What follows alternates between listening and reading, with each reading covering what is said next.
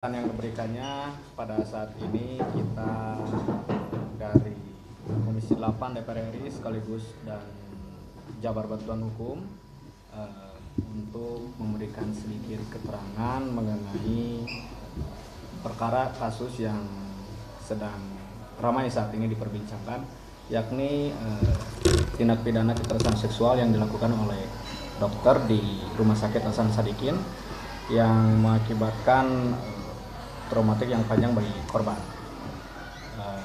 Kesempatan ini saya berikan penjelasan pertama kali kepada Pak Debi Agustiansyah selaku kuasa hukum daripada korban. Baik, terima kasih rekan-rekan media.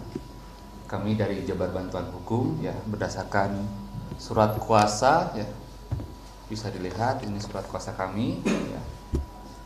Ada 13 tim ya. 13 tim kami kerahkan untuk menangani kasus ini. Ya, pertama ya, kami dari kuasa hukum korban ya sangat mengecam tindakan seseorang tersangka dokter residen anestesi inisial PAP yang berusia 31 tahun, yang dimana seorang dokter ini yang seharusnya memberikan kesehatan ya untuk pasiennya, tapi malah menimbulkan perbuatan sakit secara fisik dan psikis ya. Kejahatan tindak kekerasan seksual sangatlah tidak dibenarkan. Kejahatan tindak pidana kekerasan seksual ini ialah tergolong extraordinary crime, kejahatan yang sangat luar biasa yang berdampak luas terhadap masyarakat. Tentunya kami tegaskan dari Jabar Bantuan Hukum tidak ada lagi ruang bagi pelaku tindak pidana kekerasan seksual. Lalu yang kedua, kami turut belasungkawa, inna lillahi wa inna ilaihi rajiun, telah berpulang ayahanda dari korban klien kami, yang dimana klien kami ingin ayahnya sembuh pada saat itu untuk melakukan transfusi darah, tapi diiming-imingi oleh oknum dokter tersebut yang justru malah memperlakukan perbuatan yang tercela ya. Lalu yang ketiga, kami menanggapi dari pernyataan PH dari pelaku yang memperlihatkan adanya surat perdamaian. Surat perdamaian itu dilihatkan ke depan media, akan tetapi tidak di-blur, sehingga identitas dari klien kami itu malah tersebar luas, sehingga banyak sekali klien kami justru tekanan lebih berat. Nah, lalu yang kedua, kami menanggapi pernyataan dari kuasa hukum pelaku yang mengatakan bahwa adanya perdamaian, surat perdamaian. Kita ketahui bersama di Undang-Undang TPKS nomor 12 tahun 2022 pasal 23 bahwa tidak ada penyelesaian sengketa di luar peradilan bagi pelaku tindak pidana kekerasan seksual. Dalam artian alat bukti yang dikerahkan oleh kuasa hukum pelaku itu sangat lemah dan tidak ada kekuatan hukum. Lalu kita ketahui bersama bahwa alat surat perdamaian itu tidak akan menjadikan alasan pembenar maupun pemaaf dalam tindak pidana kekerasan seksual. Itu sangat jelas karena masuk ke extraordinary crime. Fakta san potentiora verbis, perbuatan atau fakta lebih kuat dari kata-kata. Lalu ada tambahan mungkin dari Pak Richan selaku kuasa hukum? Baik. Dari kami Jabar Bantuan Hukum, saya selaku sekjen sendiri ya mempertegas sekali lagi bahwasanya tidak ada ruang bagi pelaku tindak pidana kekerasan seksual ini. Dan kami juga sangat mengapresiasi sekali lagi untuk kinerja Polda Jawa Barat dan pihak-pihak terkait lainnya seperti Rumah Sakit Hasan Sadikin Unpad, dan terima kasih juga kepada Ibu Cinta dari Komisi 8 DPR RI yang memang memberikan perhatian sangat penuh, dan saya juga mengajak untuk seluruh stakeholder yang ada untuk memperhatikan permasalahan yang memang khusus dan besar ini, sehingga besar harapan kami tidak ada lagi terjadi hal-hal tindak pidana kekerasan seksual seperti ini, yang memang seharusnya di tempat-tempat aman itu masyarakat merasa aman, dan terlebih lagi di Rumah Sakit Hasan Sadikin yang dimana untuk melakukan perawatan kesehatan tujuannya untuk menyembuhkan dari segala sakit yang diderita, namun ini malah menjadi tempat tindak pidana kekerasan seksual yang dilakukan oleh tenaga medis begitu. Jadi memang kami sekali lagi menegaskan untuk tidak ada lagi ruang bagi pelaku tindak pidana kekerasan seksual. Mungkin segitu saja dari saya, Pak Devi. Jadi. Baik, menambahkan ya. Baik, terima kasih banyak teman-teman. Saya dari Komisi 8 hari ini juga turut serta mengecam ya terkait dengan tindakan yang dilakukan. Ini kita melihat ini adalah relasi kuasa. Ini kasus-kasus seperti ini nampaknya sekarang sangat marak terjadi dan muncul ke permukaan. Kita tahu bahwa ini fenomena gunung es, yang muncul adalah mereka-mereka yang berani speak up begitu. Data dari Komnas Perempuan itu di tahun 2022 bahwa ternyata sekitar 60% korban kasus tindakan kekerasan seperti ini itu mereka tidak berani untuk melapor. Nah, ini menjadi harus satu hal yang kita garis bawahi. Kasus-kasus belakangan ini begitu bermunculan ya, dari mulai ini tercatat kasus guru besar UGM ya, ini diberhentikan karena terbukti melecehkan banyak mahasiswinya. Kemudian kasus pesantren Jombang, jadi ini antara relasi kuasa antara kiai dengan santrinya. Kemudian Kapolres Ngada begitu, ini seseorang yang dianggap atau institusi yang dianggap mampu untuk melindungi warga masyarakat justru menjadi predator bagi anak-anak kecil gitu ya. Termasuk yang terakhir ini adalah yang muncul ke permukaan, yaitu dokter residen Unpad spesialis ya, PAP yang kita sebut seperti itu. Nah, jadi memang kasus-kasus seperti ini muncul, ada banyak hal tentu saja. Apakah ini dari sistemnya begitu yang perlu diperbaiki, ataukah hal lainnya? Nah, tentu saya bersyukur ketika kasus ini mencuat, memberikan perhatian penuh terkait dengan perlindungan khususnya perempuan dan anak menjadi lebih signifikan begitu ya. Saya bersyukur juga, berterima kasih kepada semua pihak yang bekerja keras sehingga membuat proses dari mulai terjadinya kasus ini sampai dengan hari ini terlihat lancar begitu ya. Karena kita tahu banyak kasus-kasus yang dipendam sampai bertahun-tahun ya. Nah, ini saya kira dengan dukungan semua pihak begitu ya, saya juga terima kasih banyak kepada RSHS begitu sebagai lembaga atau institusi yang pada saat itu menaungi pelayanan kesehatan dan nampaknya sangat responsif begitu ya. Jadi melakukan pendampingan pelaporan korban, bahkan pada waktu itu agak susah masuk ke Polres begitu, mereka bantu sampai ke Polda. Langsung pada hari itu pun prosesnya menjadi berjalan dengan sangat cepat, sehingga pada dalam waktu beberapa hari saja sudah ditangkap pelakunya begitu. Nah, kemudian juga mereka berkomitmen menjaga kerahasiaan. Saya kira ini penting sekali. Sampai hari ini kita bisa menjaga korban sehingga tidak terganggu secara psikisnya begitu ya. Karena untuk menyelesaikan traumanya saja yang bersangkutan masih butuh waktu. Nah, kemudian Kemenkes juga sangat responsif, langsung membukukan program pendidikan spesialis untuk melakukan evaluasi dulu begitu ya, termasuk mencabut izin praktek dokter yang bersangkutan begitu. Kemudian Unpad pun sama, saya sudah langsung mengkonfirmasi ini ya, yaitu memberikan sanksi tegas dengan memecat dan mengeluarkan korban dari Universitas Pajajaran. Kemudian kita juga mendapatkan bantuan dukungan Kemen PPA melalui UPTD PPA Kota Bandung dan juga Jawa Barat ya. Jadi mereka memberikan bantuan konseling dan juga psikologi forensik begitu.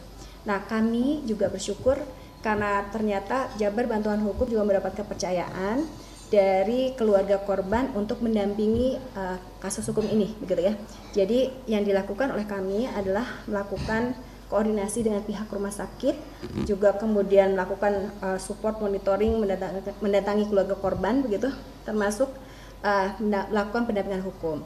Dan yang paling penting adalah yang harus khususnya kami lakukan, karena saya adalah di Komisi 8, mendorong agar supaya adanya perbaikan sistem, baik di rumah sakit, perguruan tinggi, ataupun lembaga-lembaga terkait begitu ya, khususnya terkait dengan pelaksanaan Undang-Undang TPKS yang saat ini sedang kita kuatkan. Jadi Undang-Undang TPKS ini ternyata belum dipahami oleh banyak masyarakat begitu ya, khususnya juga institusi. Nah, jadi kita berharap bahwa semua pihak bekerja sama agar supaya ke depannya tentu hal ini tidak terjadi lagi. Ada hal yang sangat menjadi krusial adalah kekhawatiran terkait dengan menurunnya kepercayaan masyarakat terkait dengan institusi-institusi tersebut. Apakah institusi kesehatan, apakah pendidikan, ataukah keamanan dan lain-lain. Jadi kita akan fokus di sana supaya betul-betul masyarakat merasa aman, merasa nyaman di ruang-ruang publik, apalagi ruang-ruang yang berkaitan dengan tempat-tempat yang mereka merasa bahwa tempat itu harusnya menjadi tempat yang aman dan nyaman buat mereka, seperti itu. Silakan, ya. Mungkin ada tambahan lagi? Paling tambahannya yaitu terkait pasal ya, penerapan pasal ya. Penerapan pasal yang digunakan oleh pihak kepolisian yaitu pasal 6 huruf C Undang-Undang TPKS dengan ancaman penjara paling lama 12 tahun. Nah, kami berharap adanya penambahan masa hukuman untuk pelaku ya. Sebagaimana pasal 15 huruf B Undang-Undang TPKS, bahwa pidana di mana dimaksud ya bisa ditambah 1/3 dilakukan oleh tenaga kesehatan. Jadi kalau 12 tahun ditambah 1/3 itu bisa jadi 16 tahun, jadi lebih berat. Jadi mohon kiranya nanti pasal 15 huruf B UU TPKS itu dapat diterapkan juga nanti ketika penuntutan di pengadilan. Mungkin demikian. Ya. Cukup ya. Cukup, Akang ada mungkin tambahan atau ada pertanyaan mungkin? Ya. Kalau gini mungkin istrinya Pak, kemarin kan pada saat kita preskon sama kuasa hukum dari korban gitu, sama keluarga korban juga sudah menstatementkan bahwa katanya udah perdamaian lalu juga sempat mencabut laporan. Nah, kemudian disebutkan juga bahwa hingga saat ini belum ada etikat baik dari pihak rumah sakit. Sudah berkoordinasi mungkin dari Komisi 8 dengan Rumah Sakit Hasan Sadikin sendiri, pertanggungjawaban apa terhadap korban hingga saat ini dan seperti apa kemudian? Ya, jadi sebetulnya ketika saya berdiskusi dengan pihak rumah sakit sesungguhnya sudah memberikan pertanggungjawaban dalam kaitannya dengan pendampingan sampai dengan pelaporan dan juga pendampingan pada saat pelaksanaan koordinasi dengan pihak Polda dan lain-lain begitu ya. Saya kira ini harus kita garis bawahi bahwa sesungguhnya yang bersangkutan itu adalah bukan dokter dari rumah sakit tersebut begitu. Ini adalah dokter yang sedang belajar. Jadi dokter anestesi yang dia ini adalah PPDS begitu ya. Jadi sedang melanjutkan ke dokter spesialis begitu. Sehingga memang yang bertanggung jawab juga adalah institusi pendidikannya begitu. Nah, sehingga saya kira kolaborasilah yang diperlukan. Jadi kita mungkin tidak akan mengatakan siapa yang salah di sini dari sisi institusi begitu ya. Tentu semuanya akan bertanggung jawab. Nah, oleh karenanya saya kira kenapa kemudian prosesnya begitu cepat ya, tidak terlalu terekspos ke media di awal-awal itu karena semuanya berjalan sesuai dengan yang seharusnya. Jadi saya kira itu perlu kita apresiasi begitu.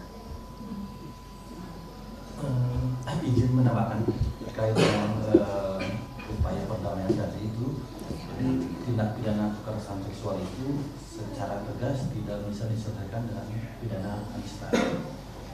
Makanya kenapa TPKS ini dikategorikan sebagai kejahatan sangat serius, jadi butuh penanganan khusus. Nah, mengapa lebih dari 90% korban itu adalah perempuan dan anak. Kemudian perempuan dan anak ini adalah termasuk kelompok rentan. Nah, kelompok rentan ini yang seharusnya dilindungi oleh negara ini malah dijadikan objek kejahatan. Dan inilah fungsinya Komisi 8 dan kami sebagai kuasa hukum mempertegas bahwa untuk TPKS ini tidak ada upaya administratif. Kami sangat yakin sebetulnya penasihat hukum ini tuh dia paham gitu terkait asas dan teori hukum bahwa seharusnya untuk dalam upaya perdamaian itu sebagaimana dipertegas peraturan kepolisian nomor 8 tahun 2021, kemudian peraturan kejaksaan nomor 15 tahun 2020 dan peraturan Mahkamah Agung tahun nomor 1 tahun 2024. Itu penyelesaian perkara berdasarkan keadilan restoratif. Itu khusus untuk tindak pidana ringan. Masalahnya adalah ini saya yakin gitu kan penasihat hukum ini dia paham, cuman posisinya dia dibalik gitu. Dan saya sangat yakin itu. Jadi kalau untuk TPKS ini untuk karena kejahatan terhadap tubuh tidak bisa diselesaikan dengan cara damai. Jadi mungkin boleh dari teman-teman kuasa hukum poin apa saja yang dituntut terhadap pelaku? Selain tadi kan ada pasal penambahan, kemudian ditambah ada identitas korban juga sudah tersebar. Ya, betul. Ya, kami dari kuasa hukum sebenarnya ketika perdamaian itu terjadi itu korban ada kuasa hukum sebelumnya. Nah, kuasa hukum korban sebelumnya ini kami sangat menyayangkan ya disinyalir ada indikasi dua kaki sehingga perdamaian itu terwujud.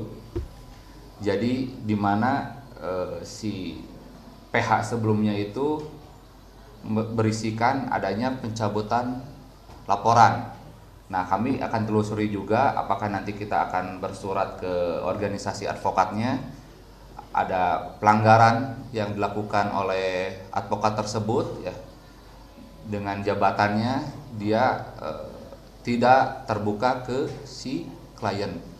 Nah, ini kan sangat merugikan di mana klien kami ini merupakan korban, tapi di satu sisi malah membuat surat perdamaian dan yang isinya itu malah justru ingin mencabut laporan LP dari kepolisian.